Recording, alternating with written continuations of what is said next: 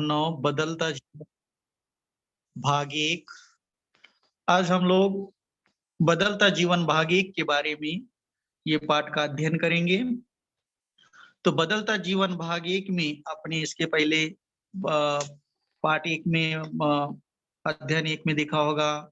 बदलता जीवन भाग एक में अनुसूचित जातियां, जनजातियां, सार्वजनिक समाज कल्याण, मूत्रपिंड प्रत्यारोहण, टेस्ट ट्यूब बेबी टीकाकरण। अब उसके बाद हम लोग देखने वाले बदलता जीवन भाग एक में शहरीकरण शहरीकरण देखने वाले हैं आज। चलो,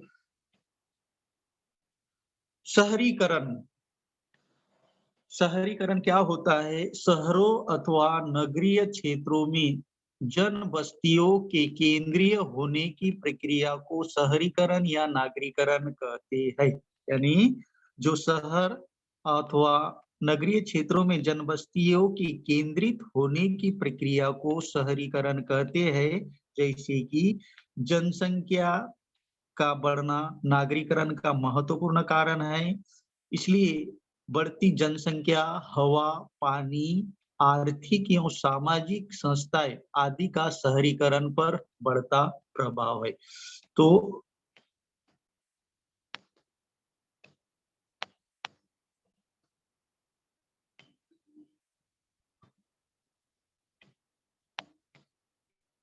बढ़ता प्रभाव है, बढ़ती जनसंख्या, हवा, पानी, आर्थिक सामाजिक संस्थाएं आदि का शहरीकरण पर बढ़ता प्रभाव है। आपको ये दिख रहा है कि झोपड़पट्टी, गांव, बिल्डिंग, ये शहरों में इतनी सारी जनसंख्या आ गई है। तीसरा, शहरीकरण में मुख्य रूप से गांव के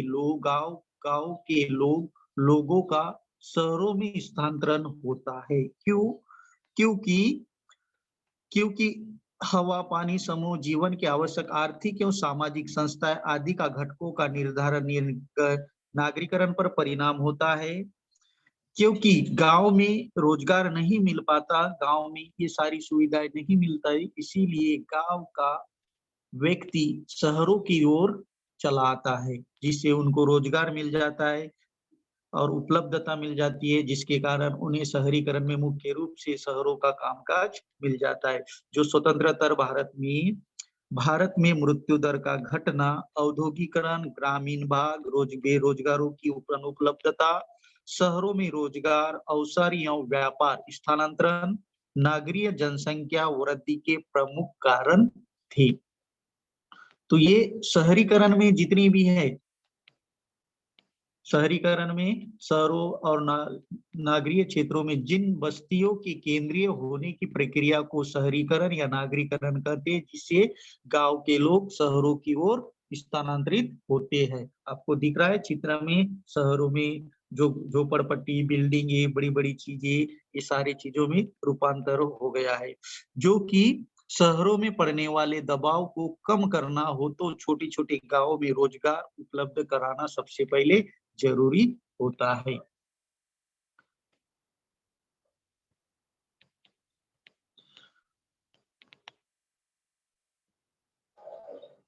उसके बाद प्रस्तावना। शहरी क्षेत्रों में कुल जनसंख्या की मात्रा में वृद्धि को शहरीकरण कहा जाता है। शहरी क्षेत्रों में बढ़ती जनसंख्या बुनियादी सुविधाओं जैसे कि भोजन, स्वास्थ्य, परिवहन, आश्रय की मांग में वृद्धि करती है। यह आवास, आर्थिक सहायता, संस्थानों, व्यवसायीकरण, परिवहन और इतने पर के लिए भूमि के विकास में योगदान देता है। तो ये शहरीकरण के ऊपर इतना सारा प्रभाव पड़ता है। उसके बाद शहरीकरण यह नागरीकरण स्वयं के विकास करने का मानक माना जाता है। यह मूल रूप से शहरी क्षेत्रों में रहने वाले लोगों के अनुमान में क्रमिक वृद्धि होती है। विशेषज्ञों के अनुसार 2050 तक विकसनशील दुनिया का लगभग 64% और विकसित दुनिया का 86% हिस्सा शहरीकृत होगा। यानी पूरे गांव के जितने भी लोग हैं शहरों की ओर आएंगे, यानी शहरों की ओर चल पड़ेंगे, क्योंकि गांव में रोजगार नहीं, गांव में औद्योगिक फैक्ट्रियां नहीं है, बड़े बड़ा रोजगार नहीं मिल पाता, इसीलिए गांव के लोग अक्सर करके शहरों की ओर रूपांतरित होते हैं। शहरी क्षेत्रों में आवास, स्वच्छ पानी और बिजली जैसी महत्वपूर्ण बुनियादी सुविधाएं आसानी से उपलब्ध होते हैं, जो कि गांव में शहर ये आवास, स्वच्छ पानी और बिजली जैसी महत्वपूर्ण बुनियादी सुविधाएं गांव में इतनी सारी उपलब्ध नहीं होती। विभिन्न महत्वपूर्ण सेवाएं, उच्च गुणवत्ता वाली शिक्षा, स्वास्थ्य, परिवहन, मनोरंजन आदि होते हैं। कहाँ? ये शहरों में। शहरी क्षेत्र बेहतर रोजगार के अवसर प्रदान करते हैं। तो शहर के लिए है, बेरोजगारों के लिए रोजगार अच्छी तरह से प्रदान करते हैं। उच्च शिक्षा और उच्च स्तरीय जीवन स्तर पर अक्सर ग्रामीण युवाओं को आकर्षित करते हैं। इसलिए गांव के लोग शहरों की ओर आकर्षित होते हैं, यानी आते हैं, जिससे उच्च शिक्षा भी मिल जाती है, उच्च स्तरीय जीवन स्तर भी मिल जाता है, अक्सर ग्रामीण युवाओं को आकर्षित करता है। बढ़ते शहरीकरण शहरी क्षेत्रों में बढ़ती भीड़ के लिए काफी हद तक जिम्मेदार है, जिससे अधिक भीड़ के कारण ट्रैफिक जाम, आबादी जैसी समस्याएं हुई है। कहाँ पर? ये शहरीकरण में। तो ये सारी थे शहरीकरण के ऊपर होने वाले परिणाम। अब देखते हैं शहरी शहरी जनसंख्या के वृद्धि के कारण। अब शहरीकरण में लोग दौड़ कर आते हैं, तो क्या होता है? शहरी जनसंख्या के वृद्धि के कारण क्या होता है शहरों में? सबसे पहले मृत्यु दर का घटना, मीन्स कमी होना। नंबर 1 है मृत्यु दर में कमी। दूसरी बात औद्योगिकरण। औद्योगिकरण है, इसलिए शहर गांव के लोग शहर की ओर आते हैं। तीसरा, ग्रामीण भाग में रोजगारों की अनुपलब्धता, जो कि गांव में मृत्यु दर कम है, औद्योगिकरण की सुविधा नहीं है, ग्रामीण भाग में रोजगारों की अनुपलब्धता नहीं है, रोजगार नहीं मिल पाता, इसीलिए ग्रामीण गांव के लोग रोजगार नहीं मिल पाता, इसीलिए गांव के लोग शहरों की ओर आते हैं। चौथा, शहरों में रोजगार के अवसर और व्यापार होते हैं। जो शहरों में है, रोजगार भी मिल जाता है, रोजगार के अवसर और व्यापार भी उपलब्ध होता है। आपने देखा होगा, लोग ट्रेनों से, ट्रेन से अक्सर लोग बस से शहरों की ओर आते हैं। ये भीड़ दिखाई दे रही है, ट्रेन के ऊपर लोग इतने सारे बैठे हुए हैं। मार्केट, जो गांव में शहरों में रोजगार और व्यापार दोनों चीजें आसानी से मिलता है। तो ये थी शहरी और जनसंख्या की वृद्धि के कारण, जो कि मृत्यु दर में घटना, औद्योगिकरण, ग्रामीण भाग में रोजगार की अनुपलब्धता होती है, इसके कारण ग्रामीण के लोग शहरों की ओर आते हैं। शहरों में रोजगार के अवसर और व्यापार दोनों मिलते हैं, इसीलिए शहरी जनसंख्या में वृद्धि होती है।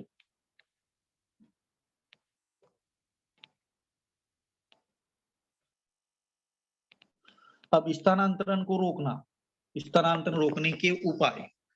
सबसे पहले स्थानांतरण को रोकने के लिए उपाय कौन से लगेंगे? क्योंकि छोटे-छोटे गाँव में अपने को सबसे पहले रोजगार उपलब्ध कराकर देना होगा। अगर गाँव में रोजगार अगर उपलब्ध होगा, तो गाँव का व्यक्ति या गाँव का मनुष्य या गाँव का बेरोजगार व्यक्ति कहाँ? शहरों की ओर नहीं आएगा। ये सबसे पहले स्थानांतरण रोकने का एक उपाय है। नंबर 1, क्योंकि छोटे-छोटे गाँव में रोजगार उपलब्ध करा कर देना। दूसरा, आर्थिक विकास का संतुलन बनाए रखना। गाँव में आर्थिक विकास का संतुलन बनाए रखना चाहिए। तीसरा, महानगरों की वृद्धि पर नियंत्रण रखना। चौथा, ग्रामीण एवं नगरीय भागों में आवश्यक सेवा एवं सुविधाएं उपलब्ध कराकर देना, क्योंकि ग्रामीण क्षेत्रों में उच्च शिक्षा, व्यापार और व्यवसाय नहीं होता। इसके कारण ये सुविधाएं अगर गांव में अगर हो जाए, तो गांव का बेरोजगार व्यक्ति शहरों की ओर रूपांतर नहीं होगा, आकर्षित नहीं होगा, क्योंकि उसको छोटे-मोटे रोजगार मिल जाएगा, व्यापार मिल जाएगा, व्यवसाय मिल जाएगा। उसको ये सारी सुविधाएँ गाँव में अगर मिल जाएगी, उच्च शिक्षण मिल जाएगा, बेरोजगार व्यक्ति को रोजगार अगर मिल जाएगा, तो गाँव का व्यक्ति शहरों की ओर स्थानांतरण नहीं होगा। ये स्थानांतरण रोकने के उपाय है। 4 उपाय: छोटे-छोटे गाँवों में रोजगार उपलब्ध करा कर देना, आर्थिक विकास का संतुलन बनाए रखना, महानगरों की वृद्धि पर नियंत्रण रखना, ग्रामीण एवं नगरीय भागों में आवश्यक सेवा एवं सुविधाएं उपलब्ध कराकर देना, ये स्थानांतरण को रोकने के मेन उपाय।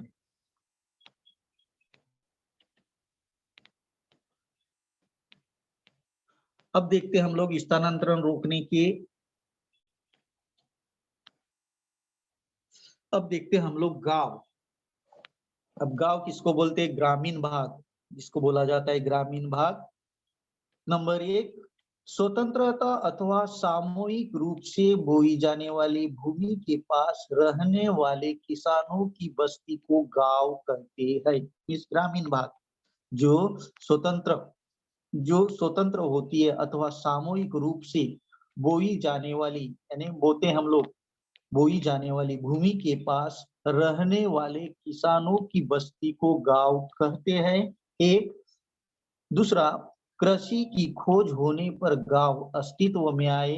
3, आसपास फैली हुई खेती की भूमि और बीच में बसे हुए घरों की घनी बस्ती भारतीय क्षेत्रों की प्रमुख विशेषताएं है।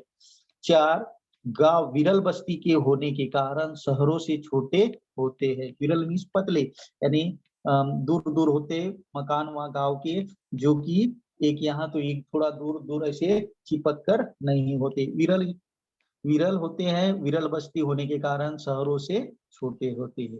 तो देखिए आपको ये चित्र में गांव दिख रहा है, जानवर, बैलगाड़ी, घर मिट्टी के, कवेली रहते, खपरेल मिट्टी के, वो खपरेली बनाते, छोटे छोटे घर होते, रोड होती है, साइड में जानवर बांधे होते, छोटी रास्ता होती है, ये सारी सुविधाएं गाँव में होती है। इसीलिए इन बस्तियों की कृषि खोज किए जाने पर गांव अस्तित्व में आया। भारत की देहात पद्धति विरल जनबस्ती की बस पद्धति है। आसपास फैली हुई खेती की भूमि और बीच में बसे हुए घरों की घनी बस्ती भारतीय देहातों की प्रमुख विशेषता है। ग्रामीण समुदाय बड़ा ही रहा तब भी नागरीय समुदाय की तुलना में वह काफी छोटा गुट होता है। इसीलिए गांव से छोटा गुट बस्ती होती है, गांव से भी छोटा गुट बस्ती, 5, 7, 8 मकानों की बस्ती होती है गुट बस्ती, जिसमें सब लोग छोटा होता है। गांव 15, 16, 18, 20 मकानों का एक गांव होता है और उससे छोटा होता है गट गुट बस्ती। जो संपूर्ण भारत की ग्राम रचना एक जैसी नहीं होती और प्रांतीय स्वरूप और स्थलीय विशेषता के अनुसार उसमें अंतर दिखाई देता है। इसीलिए प्रत्येक गांव, प्रत्येक चीज विरल बस्ती होने के कारण शहरों से छोटे होते हैं।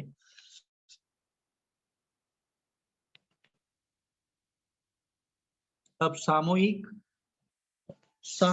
विकास योजना के उद्देश्य। अब सामूहिक विकास योजना के उद्देश्य,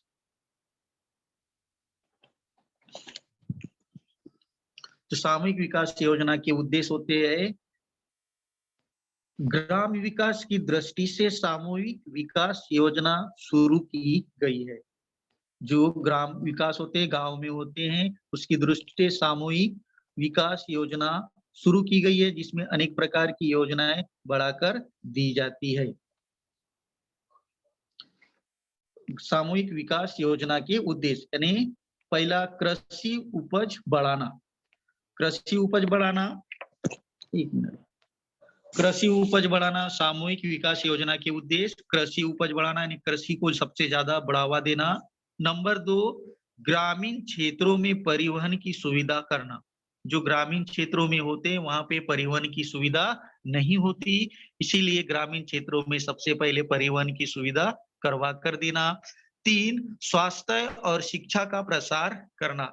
जैसा गांव में स्कूलें और स्वास्थ्य, ग्रामीण रुग्णालय और शिक्षा का स्तर, इसका प्रसार करवा कर देना। गांव में अच्छी शिक्षा, अच्छी स्कूलें, अच्छा रुग्णालय, जैसा ग्रामीण रुग्णालय होता है गांव का, उसके ये तैयार कर देना। तो ये स्वास्थ्य और शिक्षा का प्रसार करके देना।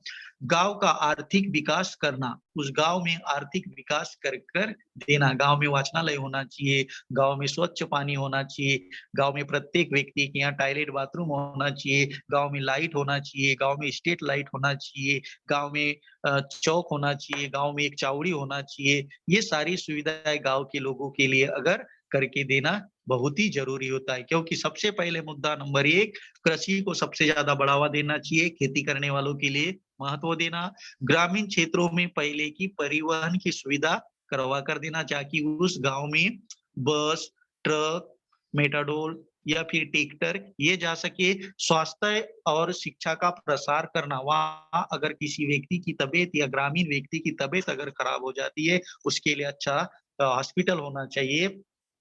उसके बाद शिक्षा का प्रसार, उच्च शिक्षा करने के लिए वहाँ पे बड़ी स्कूल होना चाहिए और गांव का आर्थिक विकास होना चाहिए। सामूहिक विकास योजना। अब सामूहिक विकास योजना, ग्राम विकास की दृष्टि से सामूहिक विकास योजना शुरू की गई है। ग्राम विकास की दृष्टि से सामूहिक विकास योजना शुरू की गई है।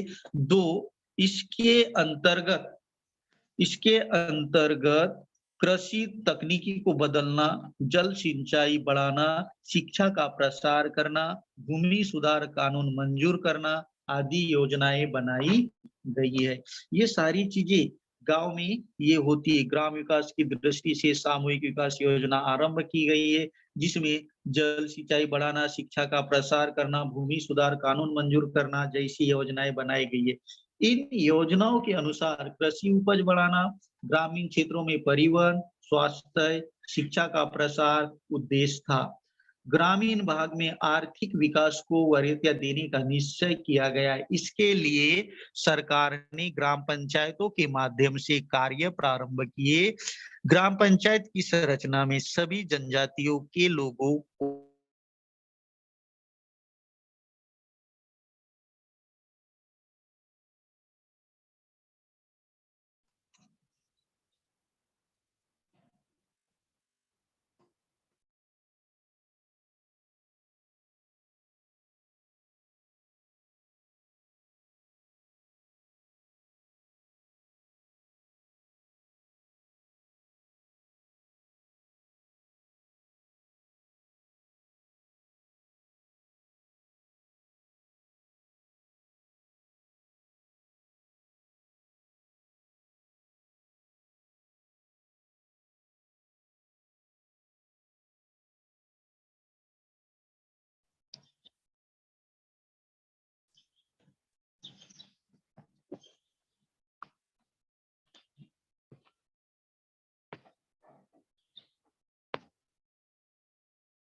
ग्राम पंचायतों के माध्यम से सरकार ने इन योजनाओं का कार्य प्रारंभ किया। अब नेक्स्ट, बदलता जीवन, बदलता आर्थिक जीवन। अब देखने वाले हम लोग बदलता आर्थिक जीवन। तो बच्चों हम नेक्स्ट वाला देखने वाले बदलता आर्थिक जीवन। अब गांव के लोगों का कैसा बदलता आर्थिक जीवन होता है। पहले पहले का ग्रामीण जीवन आर्थिक दृष्टि से आत्मनिर्भर था। पहले का जो ग्रामीण जीवन आर्थिक दृष्टि से आत्मनिर्भर था, क्योंकि कृषि के ऊपर, यानी गांव के लोग खेती के ऊपर निर्भर थे। कारीगरों को उनके मेहनतों के रूप में कृषि उत्पादन का कुछ हिस्सा दिया जाता था। जो कारीगर होते थे, मेहनत करने वाले, उनको कृषि का कुछ उत्पादन का कुछ हिस्सा दिया जाता था। तीसरा, अब ग्रामीण भाग को कृषि और कृषि संबंधी पूरक धंधों से जोड़ा गया है। अब ग्रामीण भाग को कृषि और कृषि संबंधी पूरक धंधों से जोड़ा गया है। चौथा, नागरिक समाज कृषितर उत्पादन तथा सेवा और व्यवसायों से जुड़ा होता है। तो ये सारी चीजें बदलता आर्थिक जीवन में पहले के भांति ग्रामीण जीवन पर आर्थिक दृष्टि से आत्मनिर्भर है। गांव के अधिकांश लोग कृषि पर निर्भर थे। कारीगरों को उनके काम की मेहनतों के रूप में कृषि उत्पादन बांट दिया जाता था। यह परिस्थिति बदल चुकी है। ग्रामीण भाग को कृषि और कृषि संबंधी तक धंधों से जोड़ा गया है। तो नागरिक समाज कृषि स्तर उत्पादन, सेवा और व्यवसायों से जोड़ दिया गया है। तो ये 4 मुद्दे थे जिससे बदलता आर्थिक जीवन था, जो गांव के लोगों का था। ये सारी चीजें उन लोगों को जोड़ दिया गया। अब तीसरा, उसके बाद ग्रामीण भाग द्वारा शहरी भाग की सहायता। अब ग्रामीण भाग में शहरी भाग की सहायता क्या क्या होती है वो देखते हैं। पहले का ग्रामीण भाग द्वारा शहरीकरण भाग की सहायता अनाज एवं अन्य कच्चे माल की आवश्यकताओं की पूर्ति करना। जो अनाज होता है और कच्चे माल की आवश्यकताओं की पूर्ति करना, ग्रामीण भाग शहरीकरण की सहायता किस प्रकार करता है? जो अनाज होता है वो कच्चे रूप की माल की सहायता की पूर्ति करता है। औद्योगिक विभाग को श्रमिकों की आपूर्ति करना। जो औद्योगिकरण होता है उसमें उन विभागों को श्रमिकों की आपूर्ति करता है। तीसरा, प्राकृतिक संसाधनों की देखभाल करना। जो ग्रामीण होते हैं वो उनकी प्राकृतिक संसाधनों की देखभाल करते हैं। तो ये स्तर होता है ग्रामीण भाग द्वारा शहरीकरण भाग की सहायता किस प्रकार की जाती है। तो कच्चा माल कृषि यानी किसान गांव के लोगों से कच्चा माल उत्पादन करके शहरों की ओर लाया जाता है। जो खेती की जाती है धान, चावल, गेहूं, चना, दाल, ये सारी चीजें गांव में उत्पादन होता है। तो इसीलिए अनाज एवं कच्चे माल की आवश्यकताओं की पूर्ति करना। जो अनाज उत्पादन होता है उसकी पूर्ति इधर की जाती है। उसके बाद ग्रामीण विकास के सौंदर्य की चुनौतियां। अब देखते हैं ग्रामीण विकास के सौंदर्य की चुनौतियां क्या होती है। आर्थिक व्यवसायों का विकास करना। आर्थिक व्यवसायों का विकास करना जिससे आर्थिक व्यवसाय का विकास करना। दूसरा, सामाजिक आवश्यकताओं एवं सुविधाओं का विकास करना। तीसरा, सांस्कृतिक, सामाजिक, वैचारिक दृष्टिकोण में परिवर्तन लाना। 4, भूमि सुधार एवं जल सिंचाई परियोजनाओं को गति प्रदान करना। जो बंजर जमीन होती थी उसको सुधारना और वहां कृषि करना। जल सिंचाई की परियोजनाओं गति प्रदान करना। गांव में जो खेती करते हैं, ग्रामीण लोग जो खेती करते हैं, उनके पास ये सारी सुविधाएं करवा के देना, क्योंकि उनके पास ये सुविधाएं नहीं होती। जब भूमि सुधार नहीं होती, भूमि सब हेड़बी भेगड़ी होती है जिसमें से वहां अनाज उत्पादन करने में तकलीफ होती है। इसीलिए उन लोगों के लिए वहां की भूमि प्लेन करवा कर देना, उनके लिए पानी की व्यवस्था, सिंचाई के लिए पानी परियोजनाओं की सुविधा करवा के देना, जैसे ट्यूबवेल करवा के देना गवर्नमेंट के फंड से। दूसरी बात, बड़े बड़े बांध से, नहरों के माध्यम से सिंचाई करवा के देना, लाइट की सुविधा करवा कर देना। ये सारी चीजें ग्रामीण विकास की सौंदर्य की चुनौतियां होती। उनके पास ये सुविधा नहीं होती। अगर उन लोगों के पास वहां की भूमि सुधार दी जाए, उनकी परियोजना बना दी जाए, सारी सुविधा कर जाए, तो गांव का किसान अधिकतर महत्वपूर्ण और अधिक प्रगतिशील होगा। दूसरी बात, अब उसके बाद देखते हैं ग्रामीण भाग की समस्याएं। अब ग्रामीण भाग की समस्याएं क्या होती है। स्वच्छता एवं स्वास्थ्य सुविधाओं का अभाव। स्वच्छता एवं स्वास्थ्य सुविधाओं का अभाव एक, जो गांव में ग्रामीण भागों की समस्या है। गांव में स्वच्छता नहीं होता और स्वास्थ्य सुविधा का अभाव नहीं होता। स्वास्थ्य सेवाएं नहीं होती है। जो बड़े बड़े हॉस्पिटल थे, ग्रामीण रुग्णालय, ये सुविधाएं नहीं होती है। जैसे शहरों में साफ सफाई होती है, बाथरूम, संडास रूम होते हैं, इतनी सारी सुविधाएं गांव में नहीं होती। पेयजल की बारहमासी सुविधाएं न होना, यानी वहां के लोगों को पीने की पानी की सुविधाएं नहीं होती है। हैंडपंप या फिर कुएं से पानी निकाल कर पीते हैं। ये सारी सुविधाएं ग्रामीणों की समस्या होती है। स्वच्छता गृह एवं बंद नालियों का अभाव। वहां पर स्वच्छता गृह भी नहीं होता, नालियां भी नहीं होती। सकरी सड़कें एवं अपर्याप्त विद्युतीकरण होता है। वहां की जो सड़कें होती है, जो रोड होती है, छोटी होती है और सकरी होती है। डामरीकरण, खड़ीकरण नहीं होता, जिसके कारण सब बेकार होती है। गड्ढे होते, बड़े बड़े खड्डे होते हैं वहां पर रोडों पर। विद्युत की आपूर्ति होती है, कम से कम 4-4, 5-5, 7-7 घंटे लाइट की कटौती रहती है। इन सारी चीजों का सामना ग्रामीण लोग करते हैं। पांचवा, औषध उपचार। औषध उपचार की सुविधाएं नहीं होती है। गांव से कम 10 से 12 किलोमीटर दूर उनको लिए औषधि उपचार के लिए जाना पड़ता है। बड़े बड़े डॉक्टर गांव से तालुका स्थल या जिला स्तर पर होते, गांव में ये नहीं होते। दूसरी बात, मनोरंजन के साधन भी नहीं होते और वाचनालय का अभाव भी नहीं होता। अगर पेपर भी वहां पर गांव में नहीं मिलता, इसीलिए ग्रामीण व्यक्ति औषधि उपचार, मनोरंजन के साधन या फिर थिएटर या पिक्चर या सिनेमा अगर देखना रहा तो गांव से निकलकर 30 से 35 किलोमीटर दूरी पर जाना होता है। वाचनालय भी वहां पर नहीं होता। छठवा, शिक्षा की स्तरीय सुविधाएं की कमी। वहां पर अच्छी शिक्षा की स्तरीय सुविधा नहीं होती। अगर कोई विद्यार्थी अच्छी शिक्षा हासिल ग्रहण करना चाहता है तो वो तालुका स्तर पर या जिला स्तर पर आकर अपनी पढ़ाई पूर्ति करता है, क्योंकि गांव में ये सारी सुविधाएं नहीं होती। फिर एक बार बता रहा हूँ, क्योंकि ग्रामीण भाग की समस्या, मेन समस्याएं होती है स्वच्छता या स्वास्थ्य सुविधाओं का अभाव, पेयजल की बारहमासी सुविधा, जो पीने का पानी होती है वो 12 महीने, बारहमासी मीन्स 12 महीने सुविधा नहीं होती।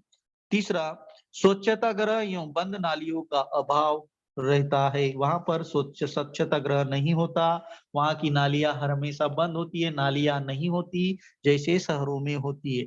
गांव की सड़कें और अपर्याप्त विद्युतीकरण होता है।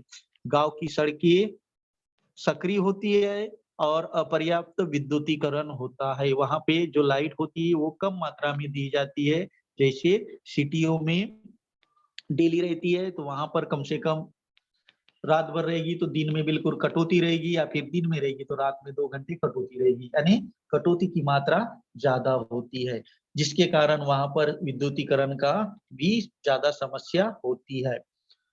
दूसरा, पांचवा, औषधि उपचार, मनोरंजन के साधनों और वाचनालय का अभाव। वहां पर वाचनालय भी नहीं होता, मनोरंजन के साधन भी नहीं होते और औषधि उपचार भी नहीं होते। उसके बाद शिक्षा की स्तरीय सुविधा की कमी। वहां पर शिक्षा की स्तरीय सुविधाओं की कमी भी होती है। उसके बाद ये सारी सुविधाएं मीन्स ग्रामीण भाग की समस्याएं में 6 ऐसे मुद्दे हैं जिसमें ग्रामीण लोगों की हर हमेशा इन समस्याओं का सामना ग्रामीण लोग करते हैं। उसके बाद देखते हैं नेक्स्ट वाला पॉइंट, महाराष्ट्र राज्य की प्रगति। महाराष्ट्र राज्य की प्रगति 1962 में महाराष्ट्र जिला परिषदों की स्थापना हुई। 1962 में महाराष्ट्र जिला परिषदों की स्थापना हुई, जिसमें 1970 से 71 में सहकस आहार योजना शुरू हुई, जिसमें तीसरा, कुएं खोदवाने नलों द्वारा जल आपूर्ति करने के लिए ग्रामीण जल आपूर्ति योजना शुरू की गई है, जो कि 1962 में महाराष्ट्र में जिला परिषद की स्थापना हुई। 1970 और 71 में सहकस आहार योजना शुरू हुआ, जो छोटे बच्चों को स्कूलों में आहार मिलता है वो योजना शुरू हो गए। कुएं खोदवाने और नल द्वारा जल आपूर्ति करने के लिए ग्रामीण जलापूर्ति योजना शुरू की गई है, क्योंकि ग्रामीणों के लिए कुएं खोदने लगे जिसके माध्यम से उनके लिए पानी की सुविधा हो सके। ग्रामीणों के लिए ग्रामीण जलपूर्ति यानी नल लगाए गए जिसकी जल की सुविधा हो सके। उसके बाद 4, लघु बांध परियोजना के काम पूरे किए गए। लघु बांध योजना में छोटे छोटे बांध होते थे, जिसके माध्यम से उस बांध के माध्यम से उन वहां के कृषि धारकों को खेती की सिंचाई के लिए पानी की सुविधा करवा कर देना। छोटे छोटे बांध के माध्यम से पानी जमा करना और जमा करने के बाद से वो क्या करते थे, अपना नहरों के माध्यम से पानी की सिंचाई करते थे। अब ग्रामीण भाग में विद्युतीकरण की आवश्यकता। उसके बाद नेक्स्ट पॉइंट, ग्रामीण भाग में विद्युतीकरण की आवश्यकता। जलापूर्ति हेतु स्वचालित पंप के लिए ग्रामीण भाग में इन सारी चीजों की ग्रामीण भाग में विद्युतीकरण की आवश्यकता, क्योंकि ग्रामीण भाग में विकास हेतु बिजली की नितांत आवश्यकता होती है। विद्युत की हर हमेशा वहां पर परेशानियां होती है। कृषि में जलापूर्ति हेतु स्वचालित पंप लगते हैं, यानी जो डीजल पंप पेट्रोल पंप और मिट्टी के तेल केरोसिन के पंप ये होते हैं, इसीलिए वहां पर स्वयंचलित पंप होते हैं। दूसरा, दूध, अंडे, फलों और साग सब्जियों को टिकाए रखने के लिए इनकी जरूरत होती है, क्योंकि लाइट की जरूरत होती है, दूध को ठंड रखने के लिए, अंडों को ठंड रखने के लिए, फल सब्जियों को पानी देने के लिए लाइट की आवश्यकता होती है। तीसरा, खाद परियोजना चलाने के लिए, जो खाद होती है उसकी परियोजना चलाने के लिए इसकी भी उपयोग होता है। चौथा, पंखे, दूरदर्शन आदि यंत्रों के लिए इसकी सुविधाएं होती है, क्योंकि पंखे, दूरदर्शन आदि यंत्रों के लिए विद्युतीकरण की आवश्यकता होती है, जो ग्रामीण भाग में ये बहुत कम मात्रा में होती है। पंखे नहीं चलते, लाइट नहीं रहती तो पंखा कहाँ से चलेगा, दूरदर्शन नहीं देख पाते, आदि यंत्रों के लिए इनकी सुविधा होना बहुत जरूरी है। विद्यार्थियों के रात में अध्ययन करने के लिए, जो विद्यार्थी होता है उनके लिए रात में अध्ययन करने के लिए ग्रामीण लोगों तक ये सारी सुविधाएं होना बहुत जरूरी होती है। इसीलिए भारत में प्रथम पंचवार्षिक योजना और अवधि में 3000 देहातों में विद्युतीकरण किया गया, जिससे 1963 में ये सारी सुविधाएं लागू की गई। ग्रामीण समुदाय और नागरिक समुदाय, कृषि एवं संलग्न धंधों को वरीयत देना, नगरीय समुदाय में कृषितर उत्पादन एवं सेवा व्यवसाय की वृद्धि देना, ग्रामीण समुदाय में छोटा आकार, भाषा, संस्कृति, परंपरा एक विधि, नगरीय समुदाय में बड़ा आकार, भाषा, संस्कृति तथा परंपरा बहुविधि, प्राथमिक स्वरूप का व्यवसाय, बाहरी लोगों को ग्रामीण व्यवसाय में सहमति करने की बजाय गांव से उन्हें शहर भेजने वाला, और नगरीय समुदाय में क्या होता है, बड़े-बड़े व्यवसाय तथा विश्व स्तर के लिए उत्पादन, अन्य भागों से आने वाले को सहमति करने वाला। तीसरा, ग्रामीण समुदाय में आनुवांशिक व्यवसाय की मात्रा अधिक और आनुवांशिक व्यवसाय की मात्रा दुय्यम, ग्रामीण में अधिक होती है और नगरीय समुदाय में दुय्यम होती है। इसीलिए पारिवारिक प्रमुखियों, पारिवारिक व्यवस्था को वरीयता संयुक्त परिवार पद्धति ये ग्रामीण समुदाय को होता है, और नागरीय समुदाय को परिवार को दोयम स्थान, दोयम स्थान, व्यक्ति को वरीयता संयुक्त परिवार पद्धति का विघटन होना चाहिए। तो ये ग्रामीण भाग में विद्युतीकरण की आवश्यकता, जलपूर्ति, दूध, अंडे, फलों, सब्जियां, साग सब्जियां टिकाए रखने के लिए, और ये सारी चीजों की यहाँ पर सुविधा होना बहुत जरूरी होता है। अब देखते हैं ग्रामीण विद्युतीकरण निगम। ग्रामीण विद्युतीकरण निगम वर्ष 1969 में इस निगम की स्थापना की गई। ग्रामीण विद्युतीकरण वर्ष 1969 में इस निगम की स्थापना की गई, जिसमें आंध्र प्रदेश, गुजरात, कर्नाटक, महाराष्ट्र और उत्तर प्रदेश में ग्रामीण विद्युतीकरण सहकारी संस्थाएं अस्तित्व में आई। जो ग्रामीण विद्युतीकरण का निगम था, वर्ष 1969 में इस निगम की स्थापना की गई। दूसरा, आंध्र प्रदेश, गुजरात, कर्नाटक, महाराष्ट्र और उत्तर प्रदेश में ग्रामीण विद्युतीकरण शहरीकरण संस्थाएं अस्तित्व में आई। इसके बाद आगे अब देखते हैं औद्योगिक विकास। अब देखते हो औद्योगिक विकास। जो औद्योगिक विकास है, ग्रामीण और औद्योगिक विकास को बढ़ावा देने हेतु ग्राम उद्योग योजनाएं समिति की स्थापना की गई है। जो औद्योगिक विकास है, इसलिए ग्रामीण लोग औद्योगिक विकास को बढ़ावा देने हेतु ग्राम उद्योग योजना समिति की स्थापना की गई है। वर्ष 1972 के अंत तक, वर्ष 1972 के अंत तक इस योजना में 1,06,000 लोगों को रोजगार मिला। मीन्स औद्योगिक विकास में 1,72,000 लोगों को रोजगार मिला, जो 1972 में। और ग्रामीण क्षेत्रों में प्रतिकूल परिस्थिति में रहने वाले विशेष बुद्धिमान विद्यार्थियों को उत्तम शिक्षा प्रदान करने के लिए महाराष्ट्र सरकार ने महाराष्ट्र सरकार ने सातारा, औरंगाबाद, नासिक, चिखलदरा विद्या निकेतन नाम से छात्रावास प्राथमिक विद्यालय आरंभ किए गए। यहाँ पर बच्चों के लिए, विद्यार्थियों के लिए उच्च शिक्षा के लिए छात्रावास, हॉस्टलों की, आश्रमशाला हॉस्टलों की सुविधाएं की गई, जिससे बाहर से आने वाले व्यक्ति, महाराष्ट्र सरकार ने सातारा, औरंगाबाद, नासिक, चिखलदरा यहाँ पे विद्या निकेतन नाम से छात्रावास और माध्यमिक विद्यालय आरंभ किए गए, जिसमें बच्चों को उच्च शिक्षा प्रदान किया जा सके। उसके बाद कोठारी आयोग की सिफारिश के अनुसार महाराष्ट्र में राहुरी, अकोला, परभनी और दापोली में कृषि विश्वविद्यालय शुरू किए गए।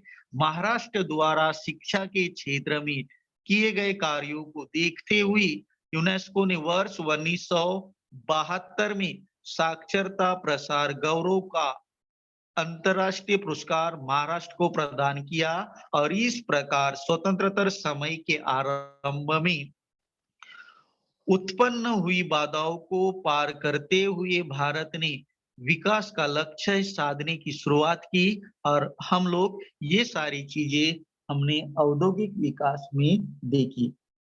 ग्रामीण औद्योगिक विकास को बढ़ावा देने के लिए ग्राम उद्योग योजना समिति की स्थापना की है, जिससे बहुत सारे लोगों को रोजगार प्रदान किया गया।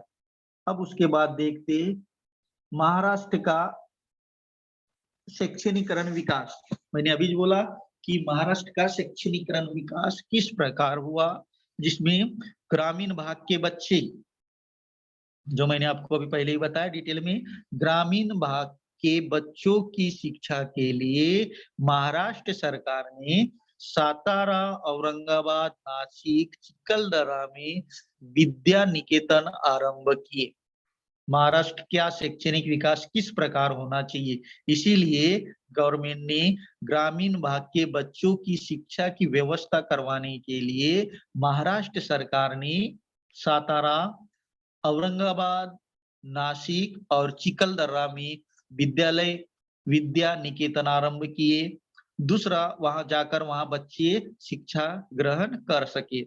उसके बाद दूसरा, राहुरी, अकोला, परभनी और दापोली में कृषि विश्वविद्यालय शुरू की गए, जिसके माध्यम से कृषि के माध्यम से विद्यालय शुरू किए, जो कृषि के बारे में, एग्रीकल्चर के बारे में पढ़ाई होती है, यानी खेती के बारे में। राहुरी, अकोला, परभनी और दापोली में खेती के बारे में पढ़ाई बच्चे कर सके, जिसको बोलते हैं एग्रीकल्चर, कृषि विषयक जानकारी हासिल कर सके। अब तीसरा, शैक्षणिक प्रगति के लिए यूनेस्को ने 1972 में महाराष्ट्र को साक्षरता प्रसार गौरव का अंतरराष्ट्रीय पुरस्कार प्रदान किया। महाराष्ट्र को 1972 में साक्षरता प्रसार गौरव का अंतरराष्ट्रीय पुरस्कार प्रदान किया गया था। तो बच्चों, हमने आज पढ़ा ग्रामीण में शहरीकरण पढ़ा, जिस शहरीकरण में हमने आज देखे शहरीकरण का जीवन व्यापन, शहरीकरण, ग्रामीण भाग, स्वतंत्रता कालखंड, बदलता जीवन और ग्रामीण विकास, सामाजिक आवश्यकताओं की सुविधाएं, ग्रामीण विद्युतीकरण और औद्योगिक विकास। जो औद्योगिक विकास में कौन सी कमतरता हुई, ग्रामीण विद्युतीकरण में किस चीज से गुजरना पड़ता था, सामाजिक आवश्यकताओं पर सुविधा, ग्रामीण विकास कैसा होगा, गांव के लोग किस पर ज्यादा निर्भर होते हैं, ये सारी सुविधाएं हमने देखे। ग्रामीण भाग में शहरीकरण, फिर एक बार आपको शुरू में मैं बता रहा हूँ,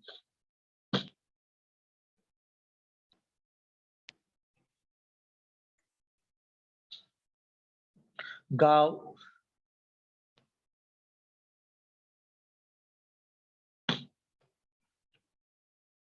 शहरीकरण, शहरों की ओर किस तरफ आकर्षित होते हैं, किससे आते हैं, क्यों आते हैं, ये सारी सुविधाएं हमने देखे। शहरीकरण देखे, फिर शहरीकरण, गांव का व्यक्ति शहरों की ओर किस प्रकार आकर्षित होता है, ये सारी चीजें हमने आज देखी। जिसके कारण सामूहिक विकास की योजना, ग्राम विकास की दृष्टि से सामूहिक विकास किस प्रकार शुरू किया जाता है। उसके बाद सामूहिक विकास योजना के उद्देश्य क्या थे, उद्देश्य उसके ये थे, कृषि उपज बढ़ाना, ग्रामीण क्षेत्रों में परिवर्तन की सुविधा देना, ये सारी चीजें करवाकर हमने आज पढ़े, जिसके माध्यम से बदलता आर्थिक जीवन, पहले की का ग्रामीण जीवन और अभी के ग्रामीण जीवन में बहुत सारी सुविधाओं का अंतर थी। तो इसके बाद फिर उसके बाद देखिए ग्रामीण भाग द्वारा शहरीकरण भाग की सहायता, अनाज एवं कच्चे माल की आपूर्ति करवा कर देना, उद्योग विभागों को श्रमिकों की पूर्ति करवा कर देना। तीसरा उसमें था प्राकृतिक संसाधनों की देखभाल करना। उसके बाद ग्रामीण विकास के संदर्भों की चुनौतियाँ देखी हमने, यानी ग्रामीण विकास के लिए कौन-सी चुनौतियाँ होती है? आर्थिक विकास, आर्थिक व्यवसायों का विकास करना, सामाजिक आवश्यकताओं एवं सुविधाओं का विकास करना, सांस्कृतिक, सामाजिक, वैचारिक दृष्टि में परिवर्तन लाना, भूमि सुधार और जल सिंचाई। उसके बाद ग्रामीण भाग की समस्याएँ क्या होती थी? हमने वो भी देखा, ग्रामीण भाग में अनेक सारी समस्याएँ होती है, गाँव में रोजगार नहीं होता, गाँव में स्वच्छता नहीं होती, गाँव में पीने का पानी नहीं होता, गाँव में स्वास्थ्य सुविधाएँ नहीं होती, गाँव में पेयजल नहीं होता 12 माह, गाँव में स्वच्छता गृह नहीं होता, गाँव में बंद नालियाँ होती है, गाँव में संकरी सड़कें होती है, गाँव में अपर्याप्त विद्युतीकरण होता है, गाँव में औषधि उपचार नहीं होता, गाँव में मनोरंजन के साधन नहीं होते, गाँव में वाचनालय नहीं होता और गाँव में शिक्षा का स्तर कम सुविधा में होता है। ये सारी चीज़ें हमने यहाँ पर देखे। अब और उसके बाद महाराष्ट्र राज्य की प्रगति कब हुई थी, उसने कहाँ किया, कहाँ स्कूलें ओपन की, उसके बाद वो देखिए, उसके बाद ग्रामीण भाग में विद्युतीकरण की आवश्यकता किस लिए होना चाहिए, उसके बाद हमने वो भी देखे, ग्रामीण विद्युतीकरण का निगम ये भी देखे, उसके बाद ग्रामीण विद्युतीकरण का निगम, उसके बाद ग्रामीण विकास, औद्योगिक विकास भी देखे, औद्योगिक विकास में बढ़ता परिणाम उसकी स्थापना की गई, इतने सारे लोगों को रोजगार मिला गया, 1,76,000 लोगों को रोजगार मिला और महाराष्ट्र का शैक्षणिक विकास, जो कि बच्चों को अच्छी शिक्षा मिल सके और ये सारी सुविधाएँ बच्चों को अच्छी दे सके। इसके कारण महाराष्ट्र का शैक्षणिक विकास हो सके। तो बच्चों, किसी को भी अगर डाउट हो तो पूछ सकते हो।